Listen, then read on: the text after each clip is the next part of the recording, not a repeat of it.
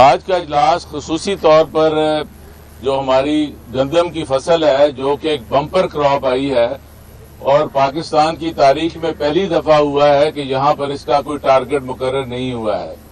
پاکستان ایک زرعی ملک ہے اور ہماری زیادہ تر زمین جو ہے اب وہ کالونیاں بنتی جا رہی ہیں۔ اگر یہ فصل ہوئی ہے، اگر اس کا موازنہ پچھلے سال سے کیا جائے تو اس وقت کھاد کے، ڈی اے پی کے، ڈیزل کے، پیسٹی سائیڈز کے سب ریٹس جو ہیں بڑھ گئے تھے، اور اس وقت آج کی سب سے افسوسناک خبر یہ بھی ہے کہ جس طرح سے یہ پیٹرول اور ڈیزل کی قیمت بڑھا دی گئی ہے، اس کا آپ دیکھیں گے کہ بہت برے اثرات یہاں پر ہوں گے۔ اور اسی طرح لا اینڈ آرڈر کی سچویشن بھی بہت ڈیٹیریٹ کر گئی ہے۔ ہمارے دیکھا ہے کہ 25% بھی کیسز رپورٹ جو ہوتے ہیں ان پہ ایف آئی آر درج ہوتی ہے، باقی نہیں ہوتی۔ اور انویسٹیگیشن کا یہ حال ہے کہ ان پہ نان پروفیشنل لوگ ہیں، اور جس طرح کل وزیر اعلیٰ صاحبہ مریم میں میٹنگ بلا لی اور ساری فوج ظفر موج افسروں کی وہاں چلے گئی، کیا یہ پیسے جو تھے بچائے جا سکتے تھے اور ذمہ دار کو بھی خوشحال کیا جا سکتا تھا؟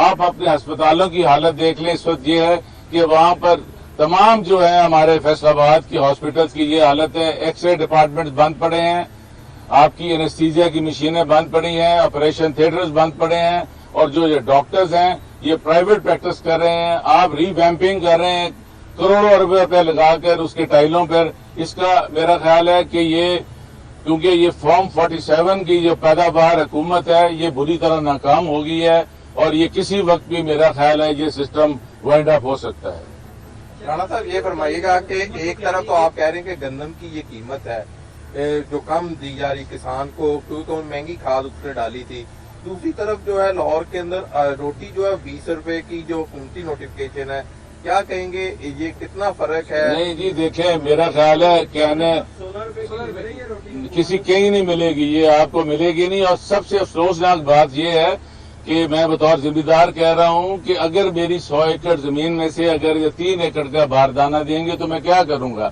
اس کے بعد یہ فلاور ملز کو جاتی ہیں، وہ جو آپ ہم لوگ کھاتے ہیں اس میں سے سوجی بھی، میدا بھی سب کچھ نکلا ہوا ہوتا ہے، اس کی نیوٹریشن ویلیو بھی نہیں ہوتی ہے۔ اس کے یہ صرف یہ اس طرح ہی ہے جیسے کہ آپ کسی بیوٹی پارلر پہ جاتے ہیں تو وہ باہر نکلتے ہیں، اس کا بچہ بھی نہیں جانتا یہ میری ماں ہے۔ یہ اسی طرح کا یہ میں کہوں گا شو بزنس کر رہے ہیں، اور یہ بری طرح ناکام ہے، ان کا انٹرسٹ کوئی نہیں ہے۔ آج آپ بھی دیکھیں گے کہ ریکوزیشن ہے، آپ یہاں پر یہ ممبران آئے، ہماری تجاویز سنیں، ہماری تنقید سنیں۔ اگر ہم کو غلط بات کہہ رہے ہیں تو اس پہ کو ہمیں پوچھنا چاہیے کہ آپ غلط کہہ رہے ہیں۔ یہ بڑا ہی لمحہ فکری ہے، افسوسناک ہے۔ ہمارا کام لیجسلیشن ہے، اس پہ ہم نے کوئی توجہ نہیں کر رہے ہیں۔ تو میری آپ سب سے یہی گزارش ہے کہ آپ ان ایشوز کو جو ہمارے بنیادی ایشوز ہیں، مہنگائی ہے، بے روزگاری ہے، لاقانونیت ہے، یہ اب ڈیزل پیٹرول کا کر لیا، یہ کرائے بڑھیں گے، اور یہ کبھی آج تک سنا ہے کہ 1 روپیہ کم ہوتا ہے 5 روپے بڑھ جاتے ہیں۔ 8.5 روپے اگر ڈیزل بڑھا ہے تو ذمہ دار کا ڈیزل بھی قیمت بڑھ جائے گی، کرائے بھی بڑھ جائیں گے، اور دکاندار کر لیں گے۔ یہ ایک بنیادی طور پہ زرعی ملک ہے، آپ اس کسان کو بچائیں، اور یہ بڑا خطرناک ہے۔ کل کو اس وقت کسان بڑا بکھرا ہوا ہے، آپ کو ایسے اقدامات کرنے چاہیے جس سے اس حکومت کی بھی کوئی نیک نامی ہو جائے گی، تا کریں بجائے اس کے کہ آپ ایکسپورٹرز کو بڑا ریلیف دے رہے ہیں، ذمہ دار کو دیں، ذمہ دار کو بچائیں۔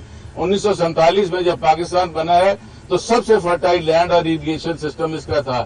ان کے جو ریسٹ ہاؤسز ہیں وہ پتہ نہیں کیا کر رہے ہیں۔ اس طرح یہ بری طرح ناکام ہے، ان کا مقصد نہیں ہے۔ میرا خیال ہے جہاں سے چل رہے ہیں ادھر بھی ریموٹ، ادھر جو ان کے پاس رپورٹ ہے وہ میرا خیال ان کے سر نکالنے والے ہیں، اور دس گورنمنٹ ول فال لے کے آپ کو پتہ چل جائے گا جو ان کی ہے۔ پھر اس کے ایئر ایمبولینس، آپ کا جو ہاسپٹل ہے وہاں دوائی مل نہیں رہی، اور آپ ایک مریض کے لیے رہیں۔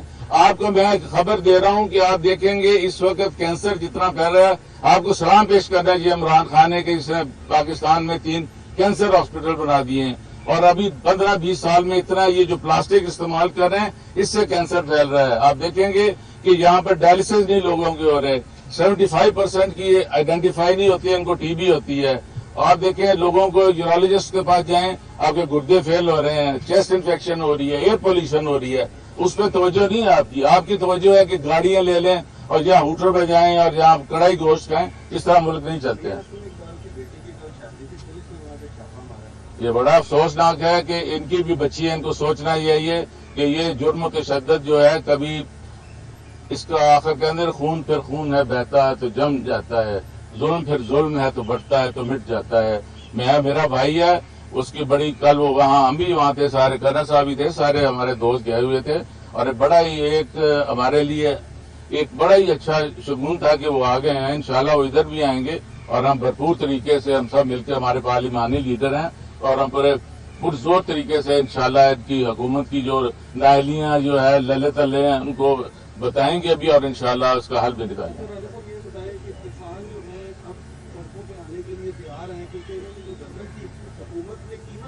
میں تو یہ بطور یہ بھی ذمہ دار کھڑے ہیں، ہمارے 60-65% یہاں ذمہ دار ہیں، ان کو بھی تھوڑا سا دس از اے ویک اپ کال، ان کو سوچنا چاہیے۔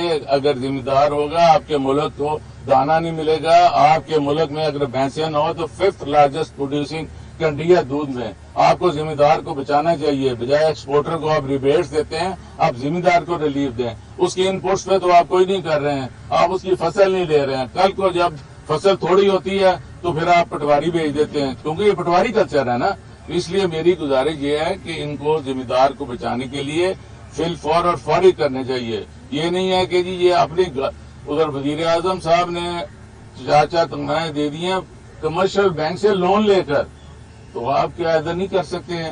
ایئر ایمبولینس اچھی چیز ہے، یہ تو ترقی یافتہ ملکوں میں ہوتی ہے۔ آپ کے ہاسپٹل میں دوائی نہیں ملتی، میں اپنے شہر کی بات کرتا ہوں، یہ لیے کہ یہ بات مظفر یہ کر سکتے ہیں، جب ہم دوائی ملتی ہو تو کیوں ہم شور مچائیں؟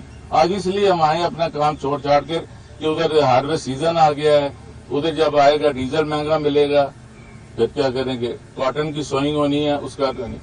دوسرے ملکوں کو ہمارے وہاں سیٹلائٹ پتہ ہے کہ ہماری پروڈکشن کیا ہے، ہمیں پتہ ہی نہیں ہم کر کیا رہے ہیں۔ تھینک یو جی۔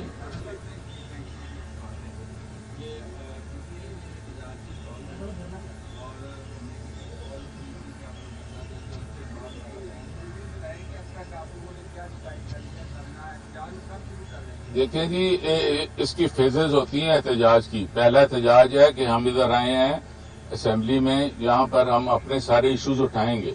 اگر یہ ایشوز پہ نہیں آتے تو پھر اس کا دوسرا احتجاج آتا ہے، تیسرا سڑکوں پہ بھی آتا ہے۔ ہم ہر طریقے سے تیار ہیں مینٹلی، کیونکہ جیل ہم نے کوئی پہلی دفعہ نہیں جانا ہے، احتجاج ہم نے پہلی دفعہ نہیں کرنا ہے، یہ سختی ہم نے پہلی دفعہ برداشت نہیں کرنی۔ آپ نے دیکھا ہے کہ یہ پولیس کا اب کیا حال ہے اس وقت۔ یہ پولیس اس وقت ٹک ٹاک فورس بنی ہوئی ہے، بجائے اس دے کہ یہ اس کے دیکھیں، میں نے اس دن اسمبلی میں بتایا تھا کہ 1,00,000 کیسز انٹریسڈ ہیں۔ جس معاشرے میں آپ کی کیس کی ٹریس نہیں ہو رہے تو آپ کیا انصاف دیں گے؟ اور آپ کی جو کنوکشن ریٹ ہے وہ 3% ہے۔ اگر آپ کے سزا نہیں دیں گے تو کیا ہوگا؟ اس لیے بڑی مہربانی، تھینک یو جی۔